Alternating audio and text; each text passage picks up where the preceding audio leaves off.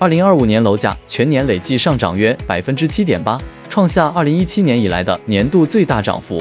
我們邀請到了永泰執行董事兼銷售及事務總監楊聰勇先生，一同深入剖析今年香港住宅市場的機遇與挑戰。近年，政府放寬新資本投資者入境計劃的住宅成交門檻，同時配合按揭政策以及高才通等人才計劃，為香港房地產市場帶來什麼影響？其實喺你睇翻近幾年咧，香港政府嗰個吸引人才嗰個政策咧，咁其實唔單止人才，仲包括咗個資金嗰個資金個板塊啦。咁所以咧，你記得到喺近呢一年咧，我諗係唔好講得太遠啦，2025年啦。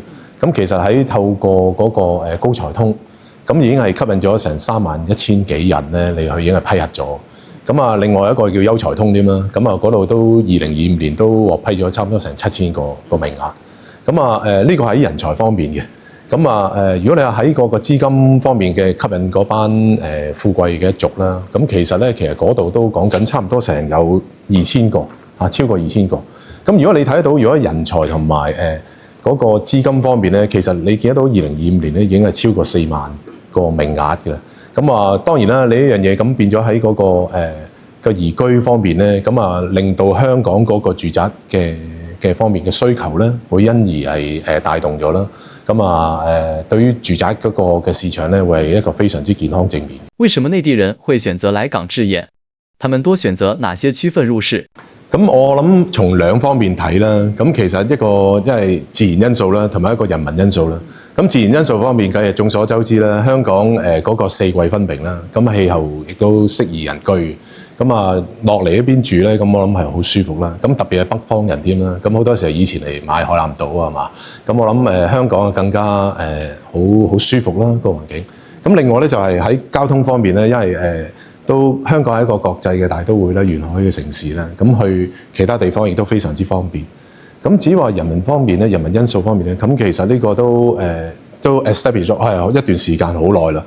咁啊，佢嘅法制啦，佢嘅好健全啦，咁同埋佢嘅稅亦都係好低啦。咁啊，再加上埋咧，可能喺個醫療方面咧，亦都係好健全嘅。咁啊，喺咁多方面夾埋咧，咁其實係好適宜喺即係香港嚟移居呢度啦。咁啊，近年咧，咁其實我哋都睇到一樣嘢，就係話咧，嗰個教育制度。咁啊，我諗香港政府都銳意打造呢個大學啊，甚至乎係以後嘅中學啊，一連串一個連鎖鏈啦。咁我諗其實咧好多國內嘅朋友咧都為咗佢嘅子女啦，咁啊希望可以考入一啲香港嘅著名嘅頂尖嘅大學啦。咁我諗都好想移居落嚟啦。咁呢個係其中一個好重要嘅因素啦。國內嘅朋友通常都會揀一個東鐵嘅沿線嘅。點解呢個東鐵沿線佢咁受歡迎咧？咁其實咧好簡單，佢一條直線咧已經係叫拎通咗、接通咗嗰個北創科同埋南金融。北創科咧即係講緊深圳啦，咁嗰一帶啦。咁其實咧呢條東鐵線咧已經係喺北面咧已經係羅湖同埋落馬洲。咁啊如果去一條直線再落嘅話咧，可以去到南面嘅金鐘。咁啊呢個金鐘正正係我哋中環嘅金融區嚟嘅。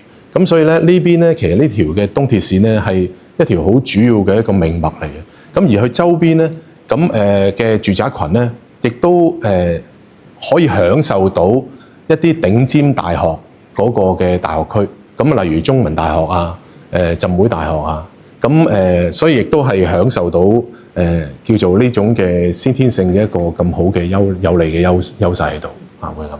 在全球資產配置的背景下，香港住宅可享有什麼優勢？近年咧，全球都去美元化啦，咁啊港元同美元係掛鈎嘅。咁啊，如果去美元化嘅話，即係暗示咗咧，其實美元咧就會慢慢個價值就向下走噶啦。咁啊，當然係港幣亦都無可避免地向下走啦。咁啊，近期咧見得到人民幣就亦都向上咧，此消彼長之下咧，咁其實咧點解國內朋友咧咁中意喜歡嚟香港買樓啦？因為變咗香港嘅樓嘅就相對嚟講變得吸引啦。好啦，咁除此之外咧，咁香港嘅樓房咧有一個好好嘅一個優點咧，就係咧佢嘅流通性係非常之高。咁啊，佢買一層樓之後咧，固然可以自己享用啦，咁啊質素亦都高嚇。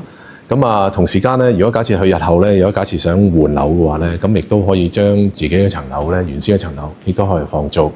咁啊，近呢年幾啦，我諗都其實嗰個租金，香港嘅樓房嘅租金亦都節節向上。